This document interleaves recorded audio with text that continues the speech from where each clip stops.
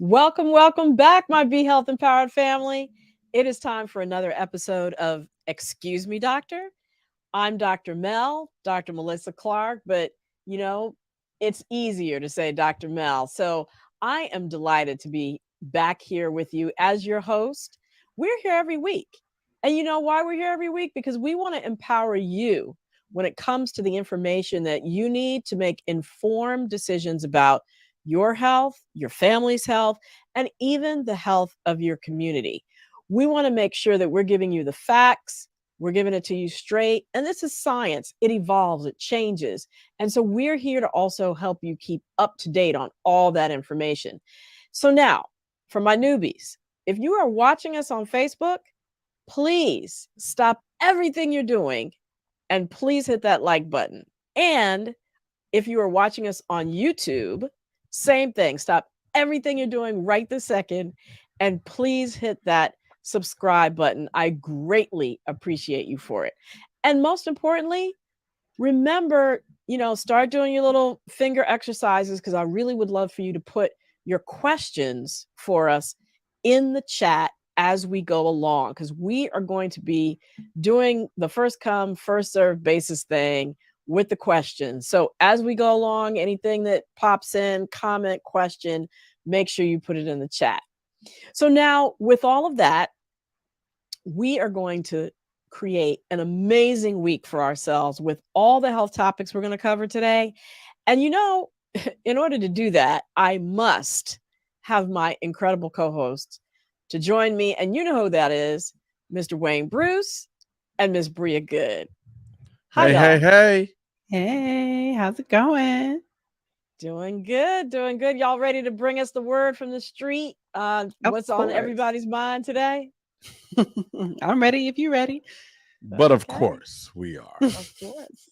It's Monday night, and I'm just glad everybody is watching us instead of watching Monday Night Football. But it could be anytime you're watching this, but we're actually taping this on Monday. That is true. And what a tie-in, because we are talking about, right. Oh, go ahead. Go ahead. What I do. It's what I do. No, you can go ahead. I'll let you have that part. Go ahead. Oh, well, thank you. Thank you so much. Because this show is going to be about our main topic tonight is about our Black sports figures. And, we assume that they have these fabulous lives, that they're athletic, they're healthy. But what happens after things slow down for them and they retire? Turns out that there may be disparities in the outcomes for their health for Black athletes versus white athletes, which kind of mirrors what we know happens in society. Right. So we know that there are implications for this when it comes to the health of our Black men. And we're going to dive into all these topics tonight. Health of sports figures, health of Black men in general. Why are there these disparities? What's happening? What's being done about it? We have an incredible guest, JoAnn Pugh. So I hope that y'all stay tuned because this is really going to be an incredible show. And I would like to say share. Don't be scared to share this. Don't. Yeah. And think about that person who is a sports fanatic. They're going to want to tune in. You want to share with all the Black men who may need to be working on their own health because we're going to be getting into all of that. Share it with sports moms, right? Families that have kids that have a promising career, because we're going to cover that too. JoAnn Pugh is a sports mom and she breaks it down. So yeah, make sure you share it with all those folks. She's an advocate. Exactly. All right. Well, we got y'all all know somebody. Yeah.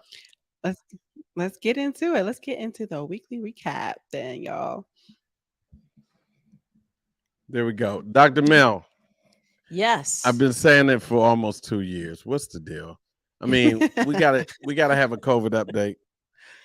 Yeah, we do. Because there's still stuff going on with COVID, even though nobody's wearing a mask. Last week, we know a good friend of mine tested positive, had no symptoms.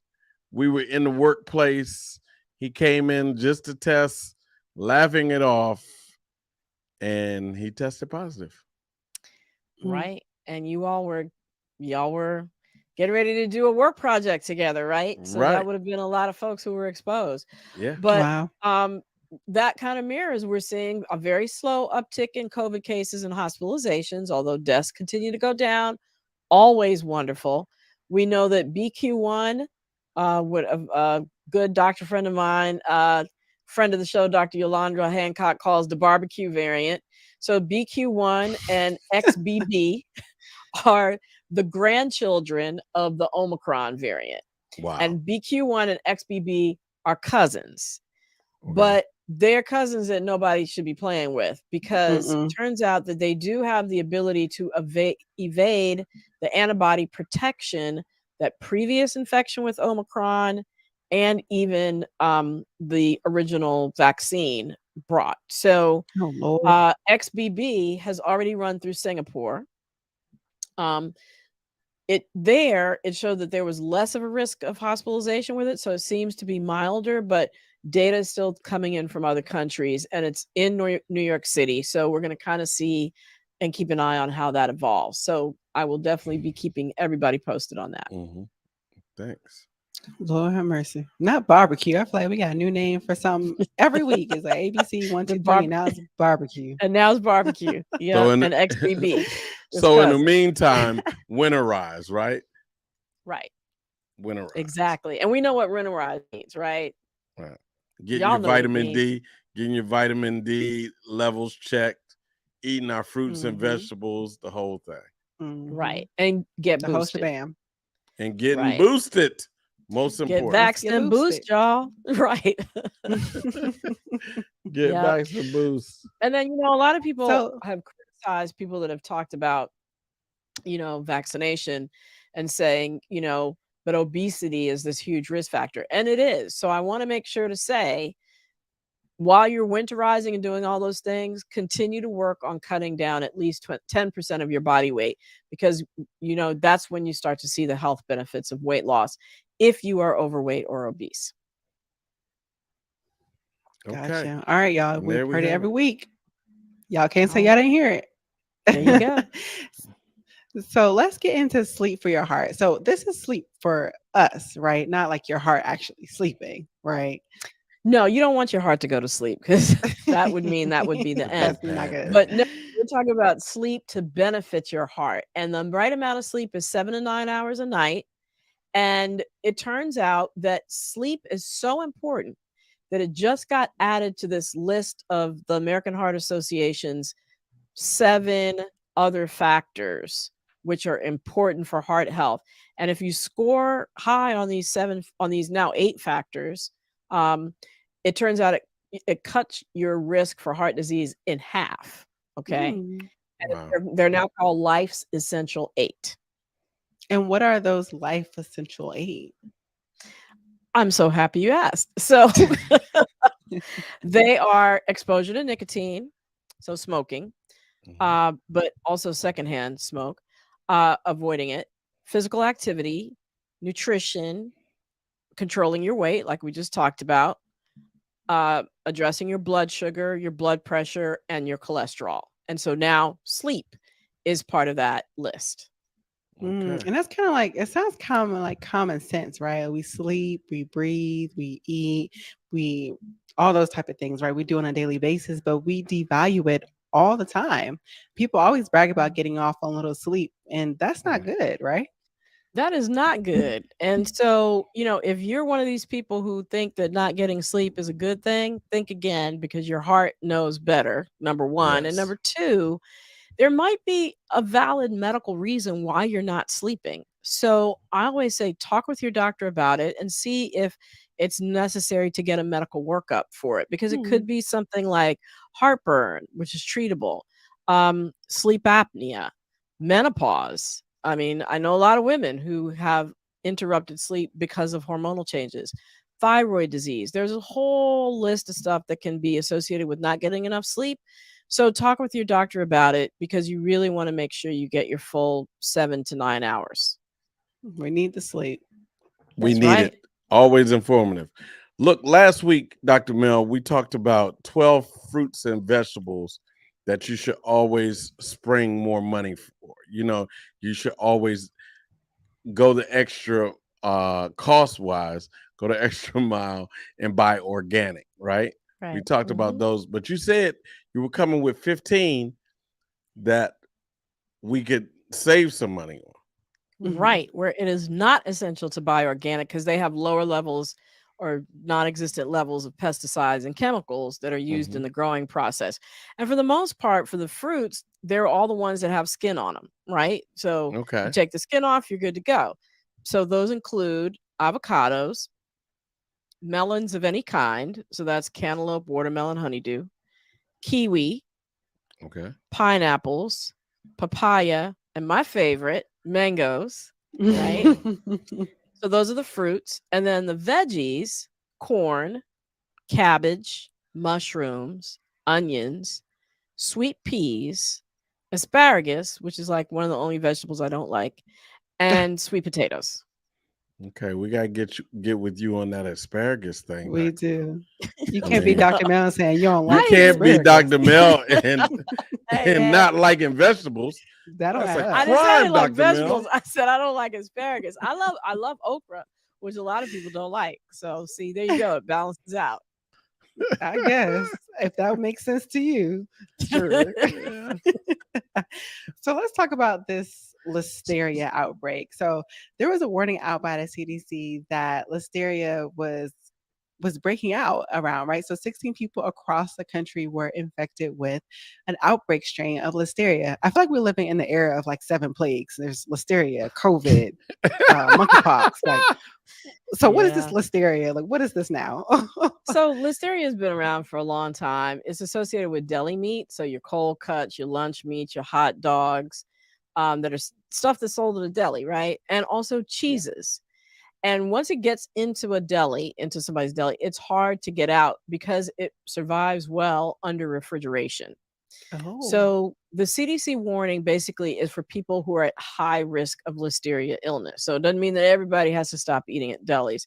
It's basically people who are over 65, people Mhm. with weakened immune systems, and pregnant women, basically because it puts the fetus at risk. Okay. Um, so if you are in one of those groups, anything you get from a deli has to be heated to over 165 degrees internal temperature first, because that's what kills Hmm. the bug, right? Um, so the other thing is if you have, you know, stuff in your refrigerator Mhm. from a deli, and you're in one of those high risk categories, make sure you clean your refrigerator out, containers, surfaces that might have touched the products, the deli products. And then the symptoms of, listeria poisoning are fevers, chills, and aches after having eaten meat or cheese from a deli. So that's it on listeria. I know it's been in the news a little bit, so wanted to give a little bit more background for folks in case they had any questions. Really nothing to panic about. Okay, let's Great. just remind everybody to when we finish, go back a few minutes and take a pad and pen and write down the safe 15 so you can Right. save some money. Safe Cha-ching. so you can save. Right. Hmm. I mean, Right. but And the other thing we talked about last week related to that was how to wash your vegetables, fruit and vegetables, right? right. So go back and watch last week's because we had some incredible tips, some great tips Yeah. about how to even, get rid of Clean. the pesticides and chemicals on any or non-organic produce. All right. Hmm. All right. You do know what time it is now, right? What time is it? What The time is it? weekly debunk. Stopping misinformation in its tracks. So Timmy, Twitter fingers, always got something up. Timmy texts me with the, I'm trying to work on my cholesterol, but I heard eating eggs jacks up your cholesterol. And he said, but I love me some omelets. ... I'm just saying. So Tim I sounds real said, passionate. he was passionate. He was the ... He was passionate. And so I said, I don't know about that ... Excuse me, Dr. Bell, is that true?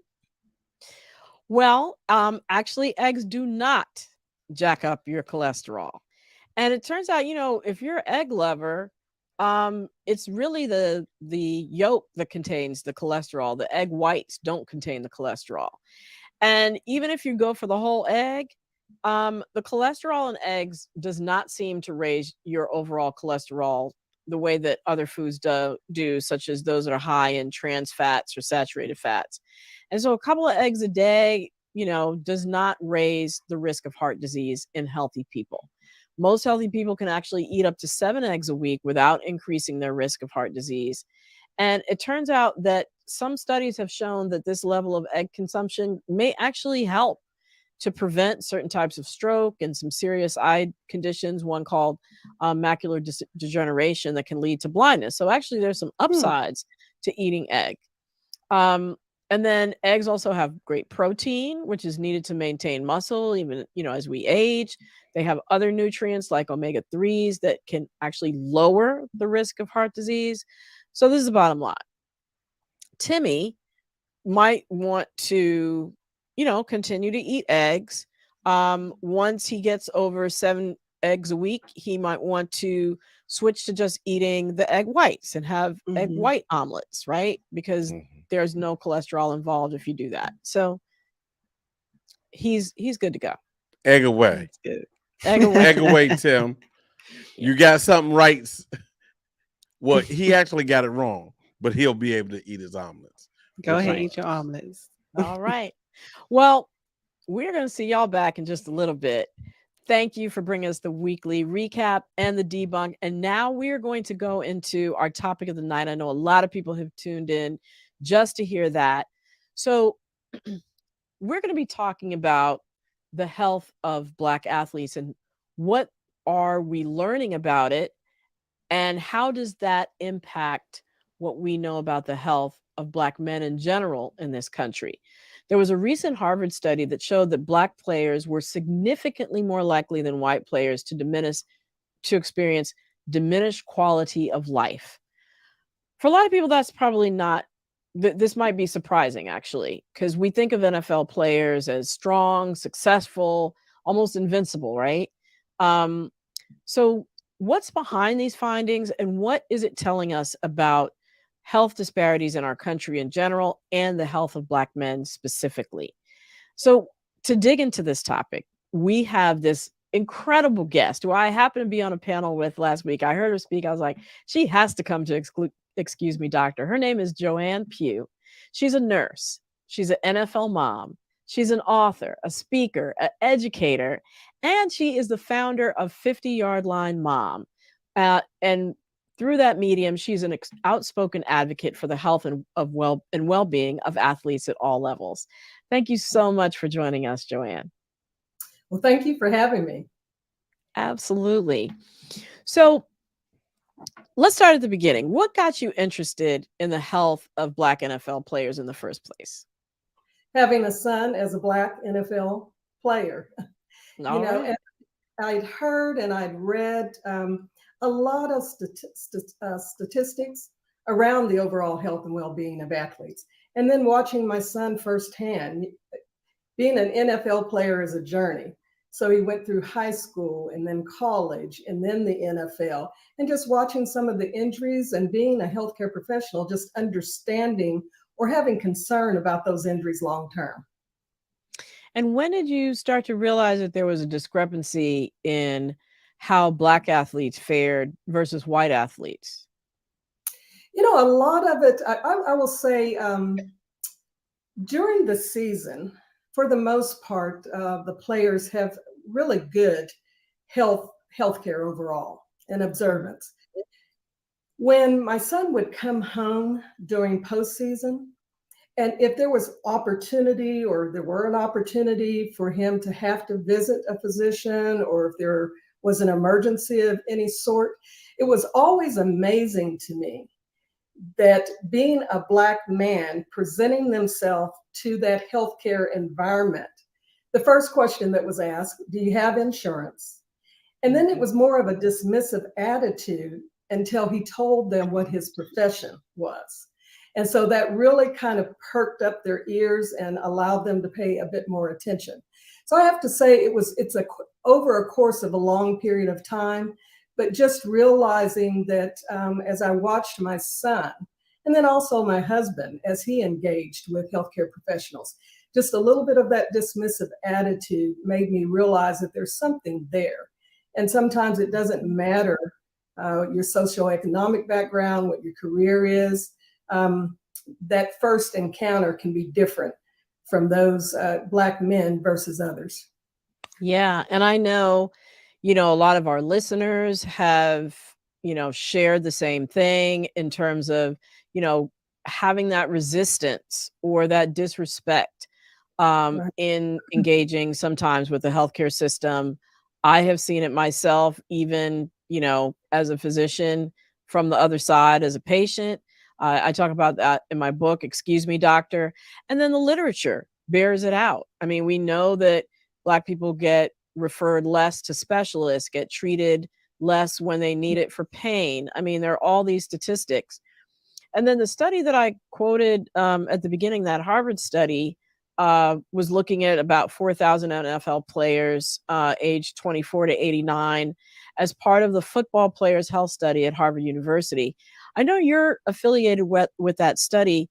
Tell us what your role is Okay. and what are some interesting things that they've been finding out?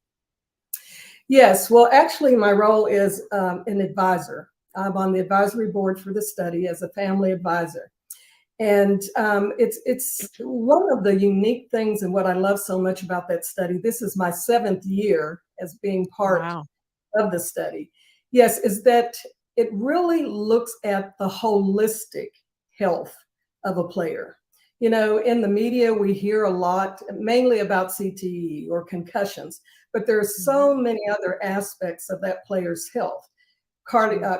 Cardiovascular, mobility, all of those type of issues. So it really drew me to that study and looking at some of the findings and outcomes. I think you had referenced one, that there's a white paper we have out now, and it's on the disparities, overall health disparities, long-term outcome of those players during their career as well as their transition. Right. And actually, when you said look at it holistically, it reminded me of a study that I read about, sudden death in football players during very, practicing. All I could think in my head was rehearsing, practicing in really hot weather. That one of the factors in those sudden deaths that we hear about is it seems to happen more in individuals with sickle cell trait. And that's, again, something that happens more often. We see it more often in individuals of African descent. And so that's yet another reason to sort of look at things holistically and not just focus on CTE, although and concussions, although that's super important. Absolutely. So we talked about some of those discrepancies that happen when Black men or people of color, but we're focused on Black men tonight, go to seek medical attention. What were some of the things that you told your son in terms of how to advocate for himself in the context of a medical visit? Really understanding his history and background. And I will tell you, I think as a culture, one of the things that I have found is that we don't dive enough into our history, and to be able to share that history with that healthcare provider. And then also, I call it the patient's rights, understanding what your rights are. You have the right to ask questions, and you have the right to have those questions answered. And you have the right to be heard. Sometimes I think perhaps there is a hesitancy to really dive a little bit deeper, or to ask that provider to truly explain something to you if you don't understand. So I have always told my son, you are the person that has to be a self-advocate for your overall health and well-being. If you are not feeling that you're being heard, if you're not feeling that you're getting the care that you need, there's opportunity to seek a second opinion. So just know that you have certain opportunities, you have the right to have certain expectations, but also in all fairness to that provider, you need to be educated about your own health, to be willing to share deep what you think might be, I don't know, weakness when you're talking about maybe your level of pain, or you're talking about certain other signs and symptoms that you're having. Just be truthful, be honest, and there's no shame, and there's nothing more strong for a young African-American man to stand up and be a self-advocate for their own health and well-being. All excellent points. And, I know you mentioned pain just now. It just reminded me of another study that I came across in preparing for this show, a 2017 study on racial bias in sports medicine, where it showed that medical staff perceived Black athletes as feeling less pain than white athletes did. And they also, another study that showed that they perceive basketball players, which we know predominantly are a lot of African American young men, as feeling less pain than soccer players. Like, does that really make sense? But I was wondering if, in your advocacy work that you do with families, if you've come across any of those types of scenarios where, athletes who, are going to have pain get undertreated for their pain as people of color. Well, it's interesting that you mentioned that. And I'll say that it even goes beyond pain. But let me give you an example. When my son was in college, he had a teammate who had a chronic illness. And obviously, one of the opportunities for a lot of young African-American men is getting that college scholarship, play a sport. This happened to be football. And really, that gives them opportunity to advance themselves and perhaps advance their families. This young man became very ill. And so my son had taken him to the local hospital there in his college town, and wanted him to be seen. He was in significant pain, having some distress. They go to the emergency room, and they're sitting there. No one's paying attention. No one's coming to see if they need support, help, to get them in triage, to address what the signs and symptoms were. To the point where this young man had a seizure while waiting. My son calls me and he says, "Mom, so-and-so is really in trouble here. He's in tremendous amount of pain. I think he's just had a seizure. We cannot get a physician or a nurse to come and see about him because he's a young Black man, football player. And, it's on a Saturday evening, kind of late. So you can imagine that they probably thought that these kids were just out doing something, and that it wasn't as serious as it was.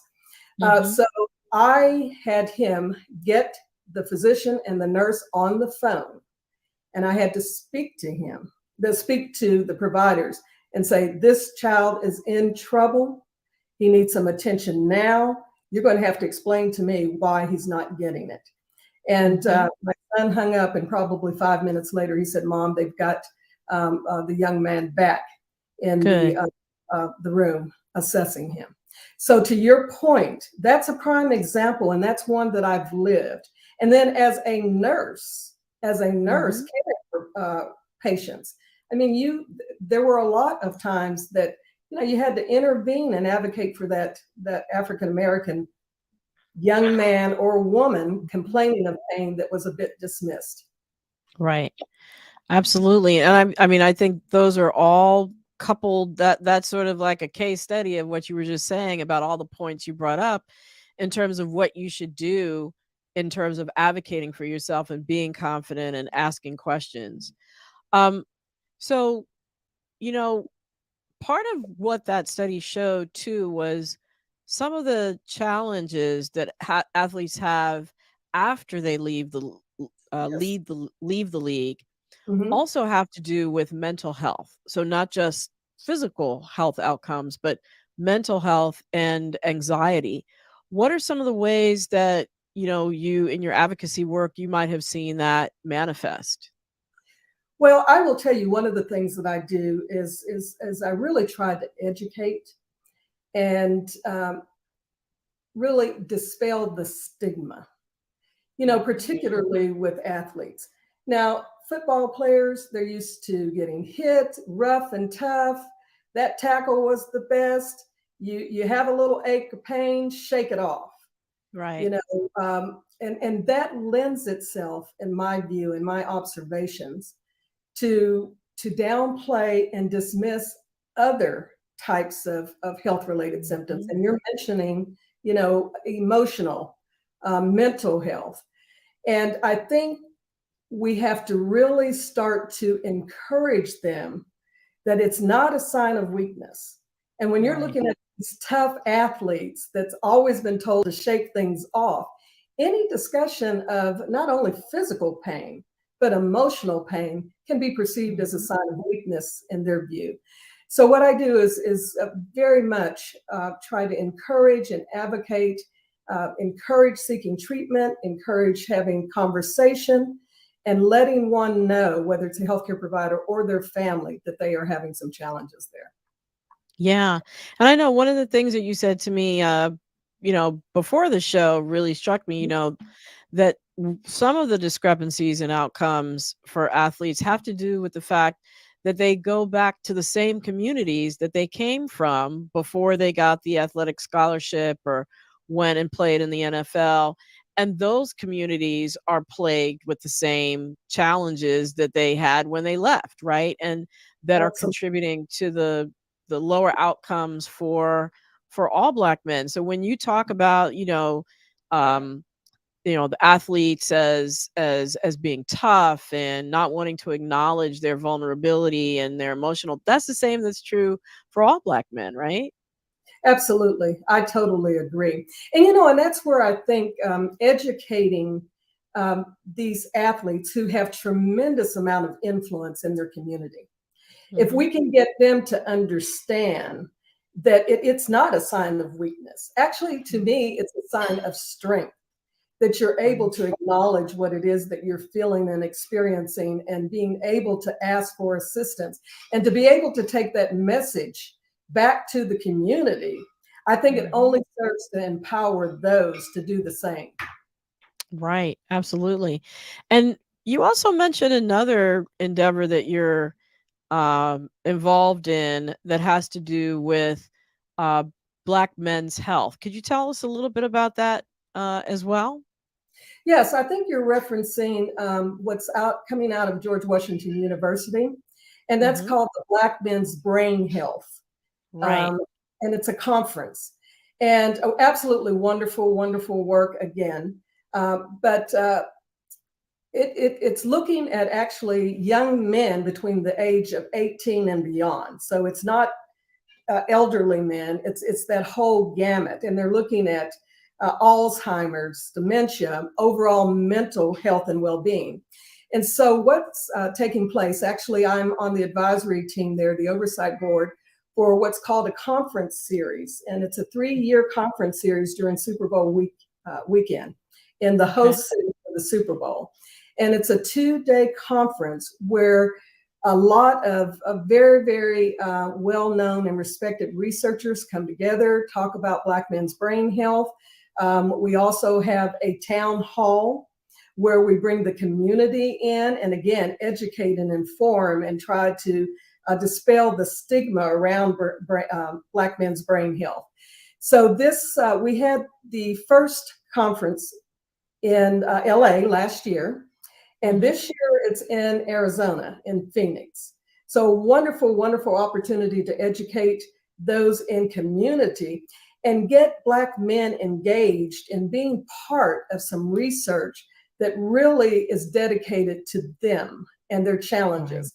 One of the things that I think you're aware of is most of the research that's done around mental health, whether it's Alzheimer's, dementia, and other type of mental health related issues, have been performed or researched with the cohorts being those men that are white and middle to upper age. Absolutely. Yeah. We know mental health issues, and particularly things like Alzheimer's and dementia, really affects the Black community disproportionately. So really trying to get them engaged, get them on a registry to get information, and as they would choose to participate in any studies that are taking place. So when you're talking about brain health, you're not just talking about the physical health of the brain in terms of concussions, stroke, etc. You're also talking about or Alzheimer's and Parkinson's. You're also talking about the mental health of Absolutely. wonderful. Okay.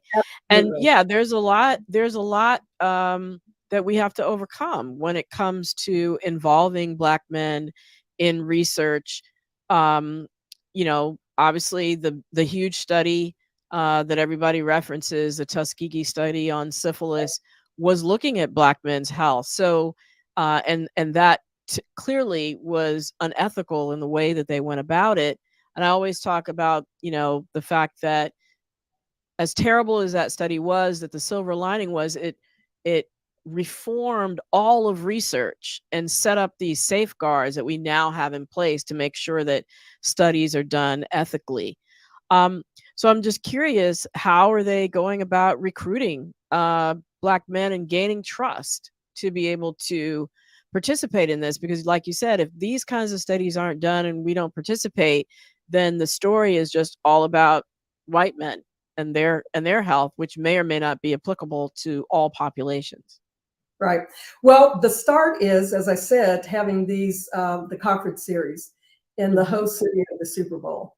And then as part of that, dedicating time to have that town hall, which that portion of the conference is on site as well as virtual. And so getting that message in. And the other piece of that is bringing in speakers that really looks like them in terms of all demographics, and having conversation with those speakers. So that's the start. This is a fairly new initiative. As I said, the first last year, this year in Arizona, and then next year will be hosted in Las Vegas. So the outreach, it was a tremendous amount of visibility, feedback from that conference, and it's just the start of getting it out into the communities. I think we had some ex-football players, we had some current players, we had those in basketball, we had barbers that attended. Oh, because wow. these Okay. are really, being able to share that information as they have their customers coming in. So that Excellent. start, yes. Excellent. So when it comes to some of the advocacy work that you've done, I know that you also help young Black men who are and their families who are thinking about embarking on a sports career. What is some of the advice that you give them, especially vis-a-vis their health, as for them and their family as they start to embark on this journey that you've been through already, being an NFL mom yourself? I really try to focus a lot of my conversation on the caregiver or the parent or the guardian, because I will tell you, as I watched my son go through his journey, although health was important to him, there is such a focus on that passion that they have and love they have for the sport, but sometimes they overlook the health aspect of it. So you really need to be that person's advocate. I talk about self-advocacy tremendously to these young men and athletes, but I also share with the parent, you've got to get engaged, be involved, understand what's going on, understand what signs and symptoms are of a concussion, so that you're able to look at your son and identify, oh, something's not right here. No matter what that coach says, no matter what that sideline doctor will tell you, it's that you know your child, or you know that young man or woman better than anyone as that caregiver, particularly that mom. And do not be hesitant or concerned about being very vocal when you need to be vocal. So those are the things that I really try to share and communicate. There were times that my son had a concussion, and he may have been given permission to go back in and play, and I had to step in and say, no. Right. Because I know that there is there's still something not quite right. So if I can say anything, do not hesitate to be very, very visible and be very, very vocal. Excellent place to transition now. Be very visible and be very vocal. So I want to use that to transition back to our audience questions now. We're going to bring Wayne and Bria back to see what's in the chat, what people might be saying. And what you just ended on, I wanted to make sure I had Wayne back because I know I'm going to get his name wrong.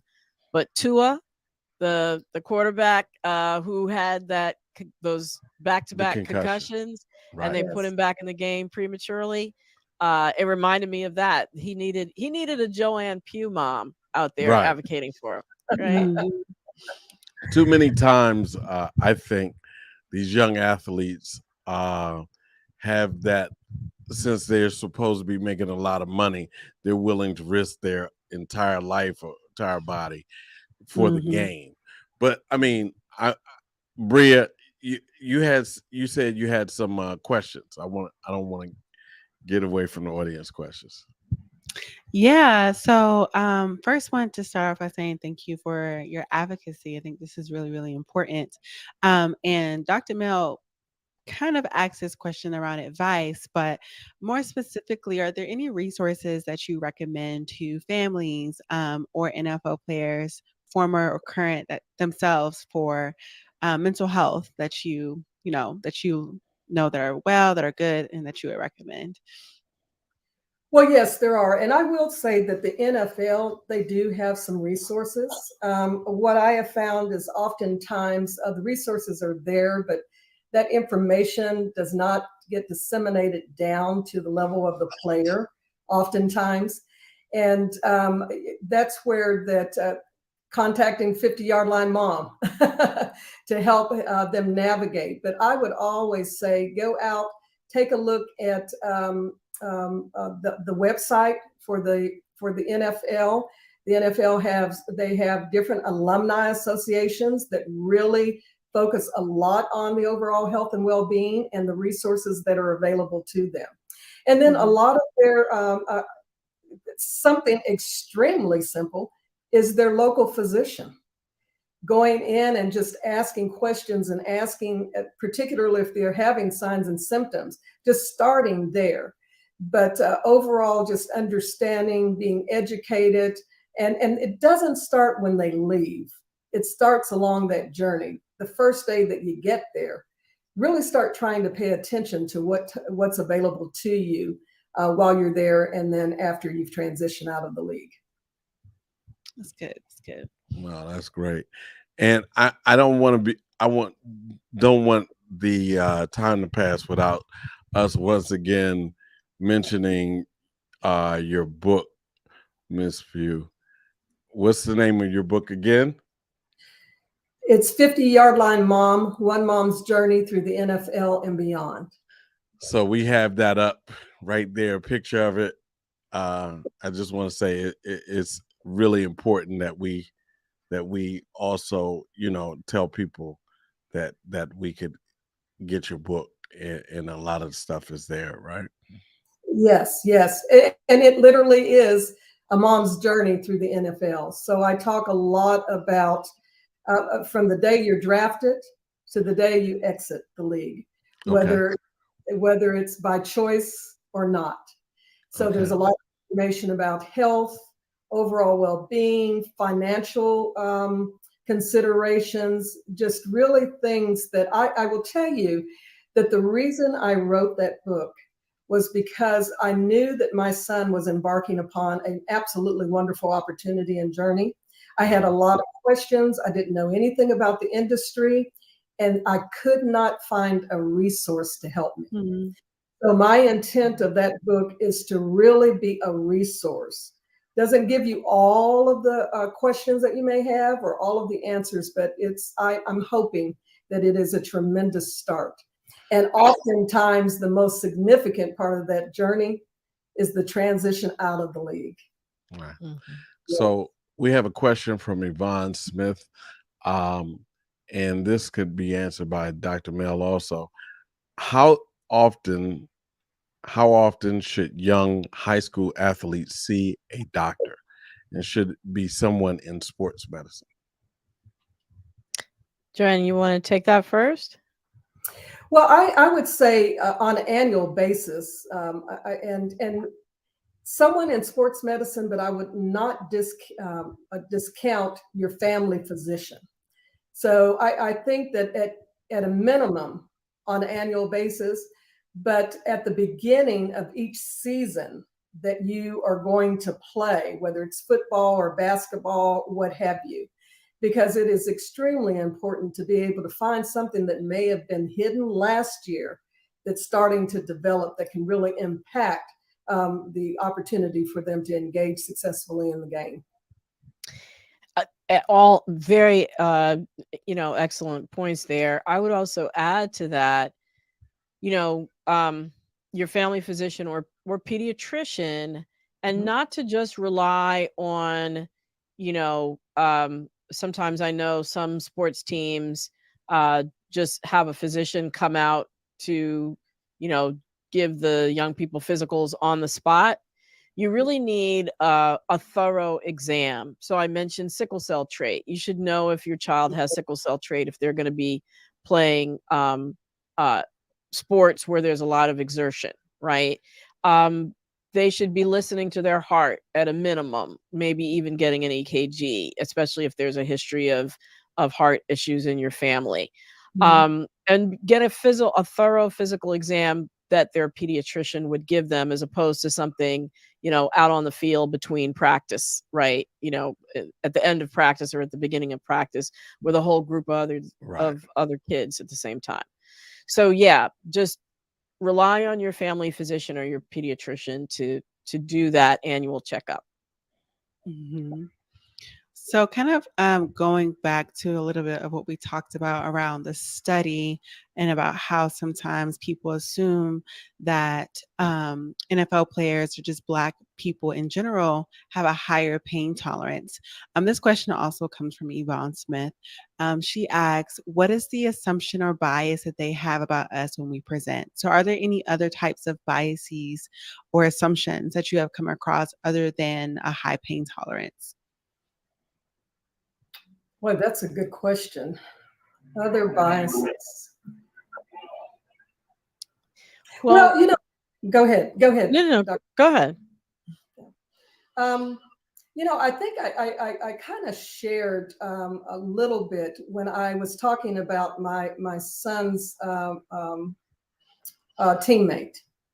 It was pain, but also I think there's a downplay of the symptomatic. And I think for me in that situation, it was, you got two college football players later in the evening. Who knows what they've been out doing? We've got other things that we can attend to. They'll be okay. It's probably, whatever, other than really taking seriously what was being shared with them. So I think pain is one. I think not taking what they're describing, not understanding the culture and understanding that how I evaluate or assess what's going on with one culture may be different in another. There may be questions that I need to ask to pull out information that will help me to better manage their care. And I think a lot of that is taken for granted. And as I said, a lot of these young men, they don't know how to share information because that's not what they've been accustomed to. Some, particularly these college athletes, it may be one of the first times that they've ever visited an acute care facility. Because that was just, or maybe even visited a family physician or a doctor. So that may be foreign to them and they just may not know how to really articulate. And unfortunately, I think the healthcare providers brush that aside and they don't take the time. Not always, but in my observations, I've seen that. The study at UVA that actually revealed, this discrepancy in how providers look at Black people with pain versus white people with pain. Um, had like a whole list, and I wish I remembered. One of them I remember was that Black people have thicker skin Right. than white people. But there was like a whole list. Maybe I can do that as a topic on another show, of some of the assumptions that vary by race. Some of them just totally did not make any sense whatsoever. But that's part of it, sort of the biases that people bring to it. It's the communication piece that JoAnn mentioned. But it happens at every age, not just with what young people brushing them off like, oh yeah, they'll be okay. I mean, I've seen older people Right. be brushed off as well. And like I said, the statistics bear that out in terms of the fact that we get referred less often. So I think sometimes it's a devaluing of that person in front of you, based upon, if you're the provider, based upon whatever stereotypes that you have of that person with pain. A lot of times they'll think that you're seeking drugs, right? I hear a lot with sickle cell patients, especially. And so again, it's a matter of advocating for yourself. And I also say, take somebody with you who can also advocate with you if you are in that position to be able to do that. And then, of course, the 5 things you should never leave the doctor's office without getting answered, in my book, is sort of like a blueprint for the questions that you need to ask to make sure that you get heard. Dr. Mel, just to follow up on that, the NFL settled $1 billion brain injury cases for concussion, and they had to promise not to race norm it, do the thing of race norming, where they assumed that Black players started out with a lower cognitive function. So they thought we were. Exactly. I mean, here you are at sports at the highest level, at the largest, probably second largest professional league in the world. I mean, next to the Champions League over in Europe. But this is one of the top leagues in the world, and they were doing it. Right. So exactly. Black men couldn't get what was the same treatment at that level as white men. And that's that is concrete and in the court system. So but I do want to ask the question about today. We're taping on a really sensitive day. We just had a shooting, another shooting at the University of Virginia the night before. And here's a case now where this kid played football, had a history of just not being able to handle things well, mentally, and nobody cared for him. Nobody sat down at the football level and said, "Hey, we got to get this kid help."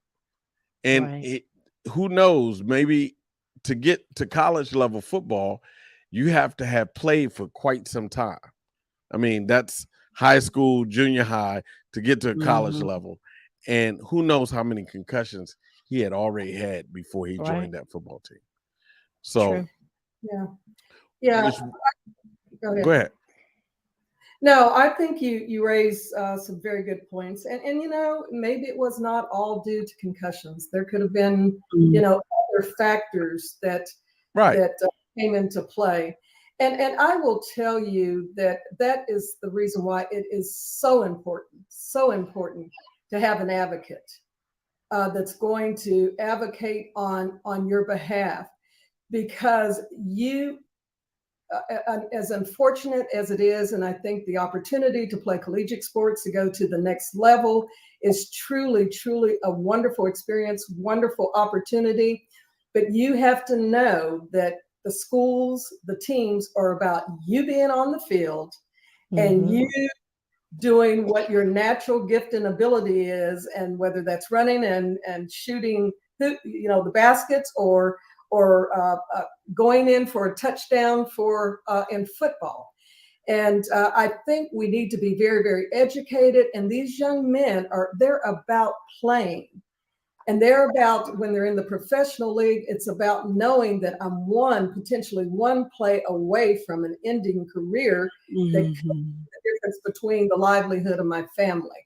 So I think there needs to be some advocates and an understanding of that, and holding these colleges and holding these coaches and trainers and those more accountable for not really assessing the whole player. I think that's very important. And if I could go back and say one thing, because I don't want to miss this opportunity, if there are any, former athletes out there, former professional football players specifically, Wayne, I wanted to address what you said about the race norming and the concussion settlement with the NFL. I am encouraging every single player that even think that they have opportunity there to go for it. And for those who were denied, and I am and have worked with some that have, go back after it. And don't be discouraged, because I will tell you that it's a wonderful thing that this has taken place, but even in trying to right that injustice that was done is a difficult and kind of a trying journey. Do not give up. Be persistent. So thank you for referencing that and allowing me just to have just a moment to really advocate for you all as players and families. Be persistent and move forward. And right. Yes, right. Writing justice is and getting fairness and justice is never an easy path, and always sticking to it and always advocating for yourself. I think those are some of the takeaways that we've had from you today, JoAnn. Thank you so much. I can't believe it's time to actually wrap up. Thank you so much for being here and sharing your wisdom. Remember, everyone, the 50-Yard Line Mom, her website, as well as her book. And thank you, of course, to my fantastic co-hosts, Bria and Wayne, for bringing in the audience questions. And now I'm just going to wrap up by reminding everybody, we've talked a lot about studies here tonight, right? So remember, of course, there's that COVID resilience research study that's still going on at Howard University. They want to make sure that I share with my Be Health Empowered family that you too can join it, because they need your voice, but also you get reimbursed $100 for participating just by filling out 2 surveys online. Very simple. It's totally voluntary. And if you have any interest whatsoever and want more information or want to know how to enroll, just reach out to Dana Harvey. Her email is danaharveyresearch@gmail.com. So DANAHARVEY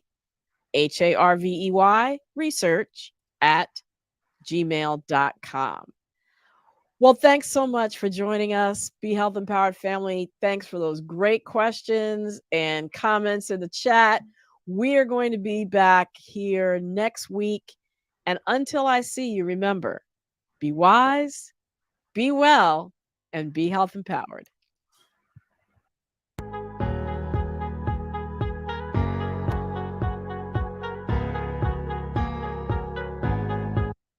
So I guess I should thank the Robinsons. They invited me. They still don't know. I hooked up with Dave 3 days ago. He'll start coughing tomorrow. And I bet in 10 days he'll be on a ventilator. Now his wife, she's not vaccinated because she thinks it'll prevent her from being pregnant. But what they don't know is that I can decrease sperm count. Sorry, Dave.